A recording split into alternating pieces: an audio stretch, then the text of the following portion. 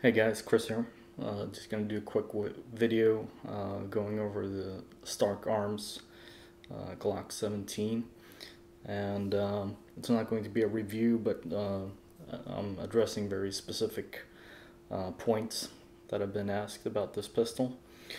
So first up we have the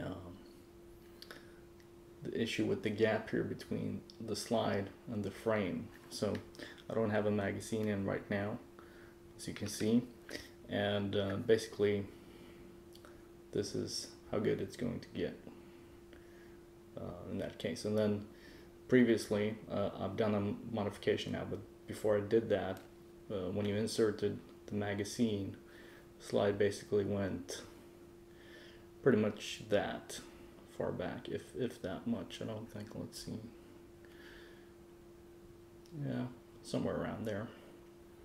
So you were left with a pretty unattractive mismatch between the front of the slide and the front of the frame. And basically some people had commented that it didn't happen when there wasn't a magazine in, so I figured it must have been something with the magazine lip. And so what I did was I just shaved off some material here from the back of the magazine feed lip, and so now it's flush when I have the magazine in. So let's see if we can get an angle here. Okay, I'm going to try and insert the magazine.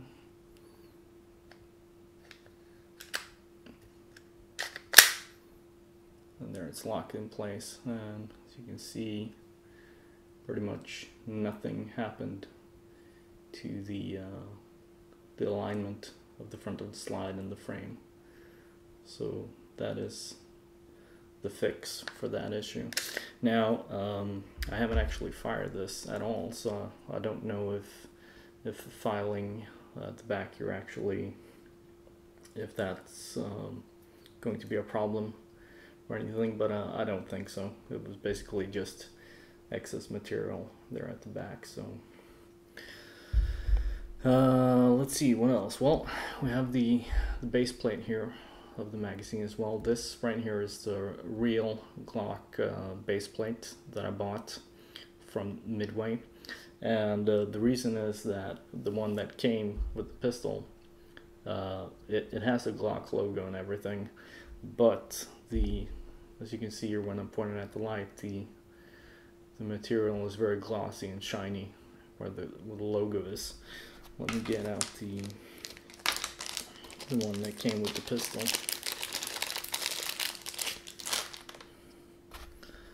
You can see the difference right here.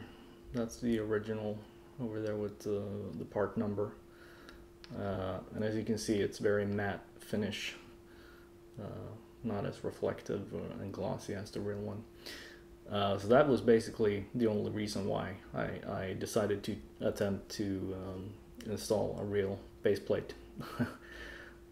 And apparently the Glock ones don't come with the part number anymore, so I guess it's all the more authentic. Let's switch back to the original here. So this is the real one, and it's a very tight fit. There we go. Okay, so that's the original one that came with the pistol. You can see there's some sort of mark there as well, a little line.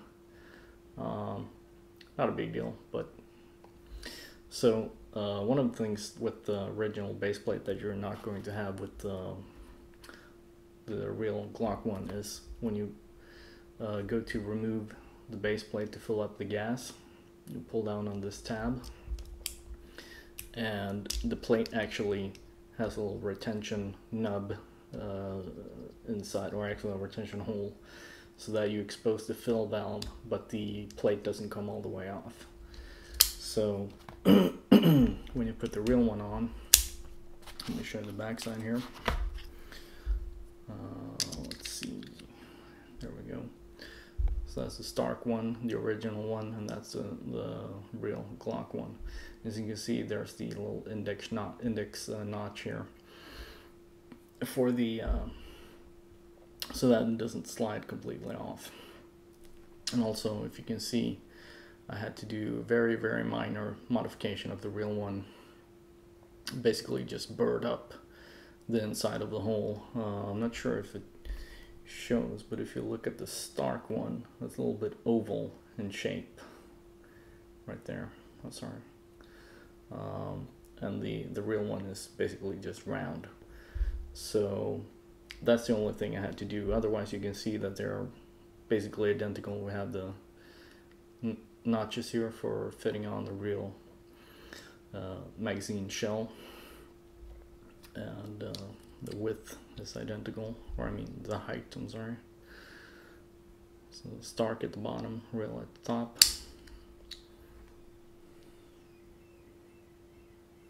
And you know, the dimensions are exactly the same. So basically just slide it on. And what happened was, originally, before I had modified this part, was that the little pin there wouldn't come up into the hole, so we kind of get stuck there at the bottom.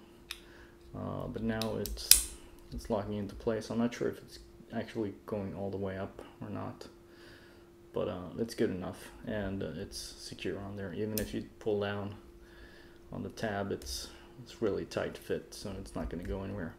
But like I said, what you lose is when you get to this point, the other one wouldn't come off, and now it just slides off. But if you're careful, and if you're not in a hurry, it's fine. So the other thing that I got that are installed, sorry about the shitty lighting here, basically these are real Glock sights that are installed, and I'm not sure if you can tell, but there's just a tiny bit of space between the sight and the base of the slide in the cutout there. Very, very minor. And the original Stark sight had about half of that gap right there, but it's not a big deal. Front sight is also real steel, and this one is the screw-in type.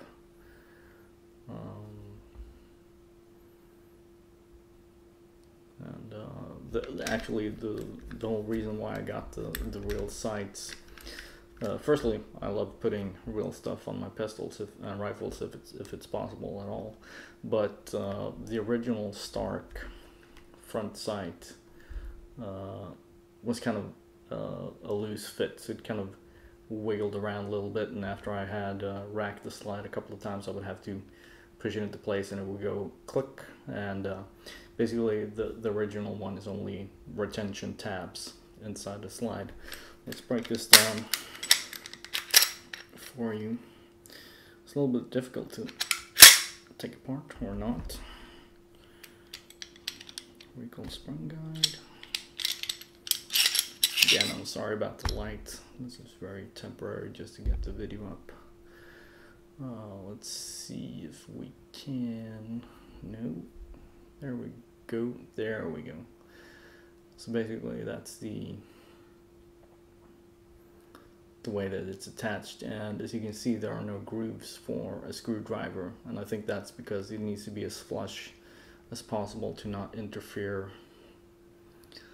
with the yeah, I can't get any light in there, but basically when the barrel is going in, there can't be anything obstructing it, so they had to make it as flush as possible. So I actually had to drive this in with a pair of pliers, very small pliers, and screw it into place. But it wasn't a big deal. You can see the screw head, actually not the head, the bottom of the screw right there comes up into the sight.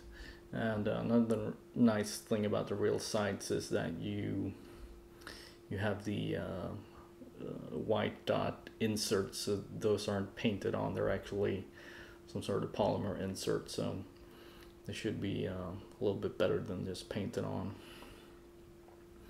Let's take off the rear sight here and I'll show you what the original looks like.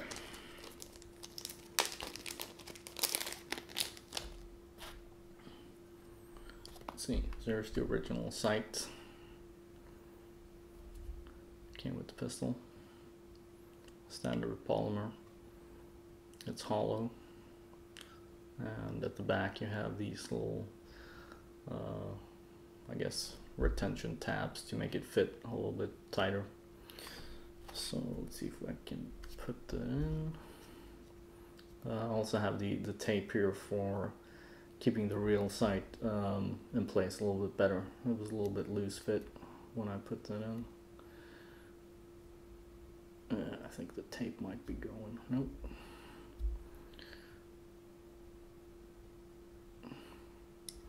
Okay, so there you go.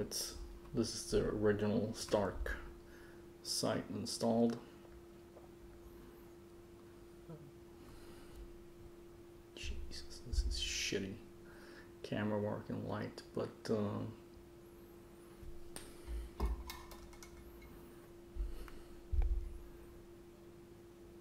hopefully you can get an idea. And you can see the very, very minute space on either side of the sight. But one thing that's good is that I actually believe that the height of the sights are equal. So let's put the Stark one in again. Oh, sorry, the real Glock sight. It's a little bit looser fit. Right, I forgot to show you the inside. So this is the real one. And it's got the metal at the bottom, and you can see the polymer inserts here. And this is a real Glock 17 polymer rear sight, 6.5 millimeters in height. And this is the standard one that Glocks come with from the factory.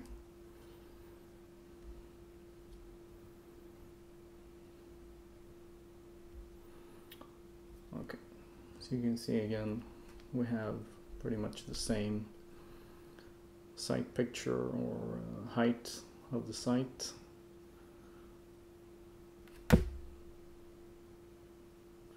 And again, the gap is a little bit more than on the stock Stark sight. Let's take a quick look at the front sight as well. So this is the original Stark sight. You can see that the dot is pretty much just painted on there. Not very impressive, although it's not bad either. And there you can see the way that it attaches to the slide, and it's just this little retention tab, and it didn't really work very well, so I'm glad that the real sight was able to fit. What else? I also got a real Glock 17 magazine catch, and this actually fits on the pistol, and it holds the magazine in, but there's a difference here in how the spring excuse me, attaches to the catch. So let's see if I can do this.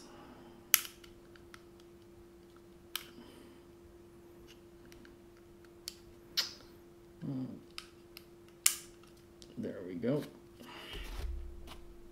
Here's the original Stark one. You can see it has a metal reinforcements right here where the magazine actually writes on the catch.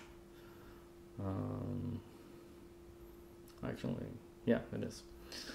And here you can see the cutout that's in there for the spring.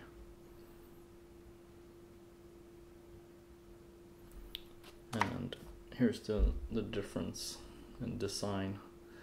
The real one just has a very tiny cut, and this one has all the way through. So, but other than that, they're basically identical in shape and size. If you can, I don't know if you can tell, this is the stock one over here, the real one over here. You can see the difference in material. The real Glock has a little bit more shine and luster to it. So let's put this in.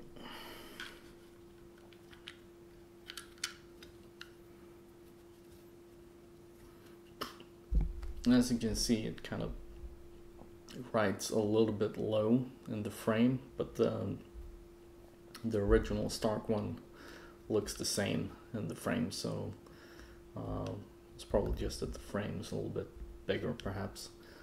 And the button appears to be a little bit too small. You have a tiny gap here at the front, but putting in the magazine, it's like rock solid in there, except side to side. It doesn't have, the magazine doesn't have the alignment tab that the WE magazines have. I'll show you the difference right here. That's a WE magazine, and that's the tab I'm talking about. So that keeps the magazine from wiggling side to side. And interestingly enough, it fits in the stock pistol. I haven't fired it, so.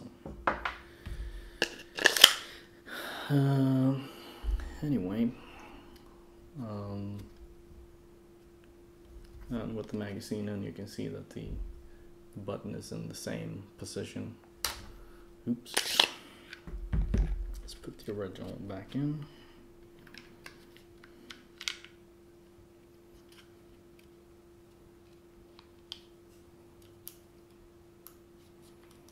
It's a little bit fiddly, bear with me.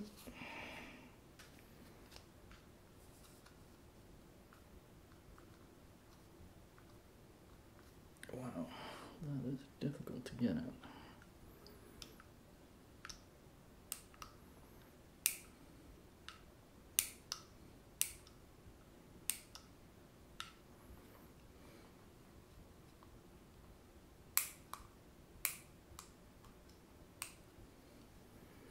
Well, I don't think I'm going to be able to get that in without a tool, but you can see this is the original and it's pretty much the same position. And the gap right there is a little bit smaller, but not by much.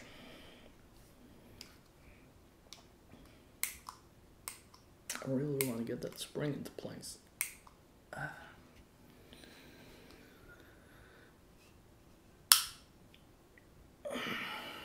There we go, I got it. Actually, I think I lied when I said that you can see here in the frame, it has the cutout for that tab. It actually doesn't do much. It's still wiggling side to side. Another thing that I forgot to tell you is, let's see how we can do this. So from left to right, you have real Glock baseplate, shooter's design baseplate. You can see that the gloss is pretty much the same, but it doesn't have the hole. And then you have the Stark one, which is matte finish. So, and the real baseplate and the Stark does not fit on the WE magazines. It's different width. It's a lot narrower.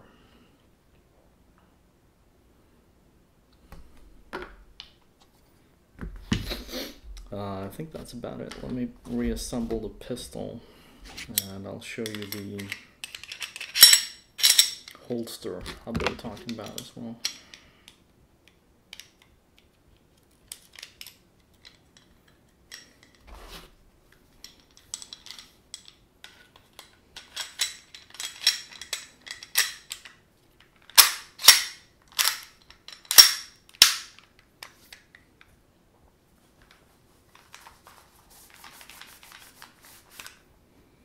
Just give you an overview of the pistol as well while we're at it.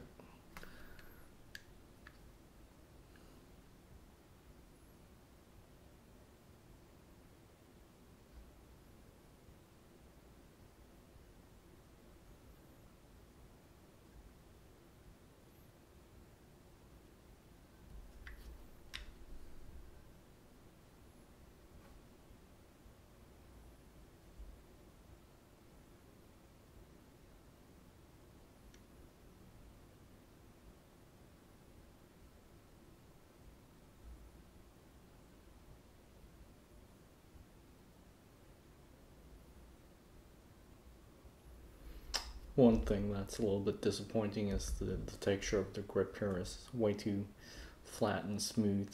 They didn't make this aggressive enough, so basically it almost has no grip to it at all. But other than that, it's a really cool pistol. You have the real dual pin design here as well, and it actually has a real locking block inside. You can see it shine through a little bit there. And we also have the realistic serial number plate instead of the stupid safety that the Tokyo Marui has. So anyway,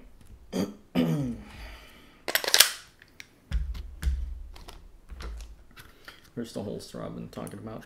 It's a Gold and Goodman, I believe it says.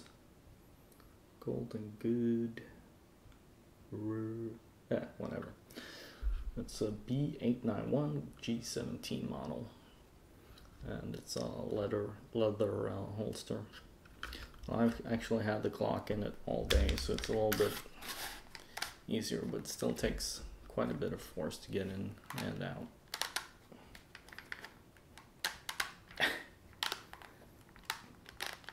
Jesus. So I'm a little bit worried that it might scratch up the pistol, but I actually think where it's getting the retention is right there at the trigger guard. So I don't know. I didn't really intend to use it. I bought it more for display purposes, but again, I don't want to scratch up the pistol when using it, so I'm not sure. I might just sell it. So anyway, let's see. I'll show you the bags here for the stuff that I got. So here's the front side. And there you have the name of the product and the barcode. So this is the base plate that actually works. There's another type of base plate here for, let's see, old style non-fully metal lined magazines, and that one it fit, but it was actually even tighter fit, so I wouldn't recommend getting those. So that's the one you want.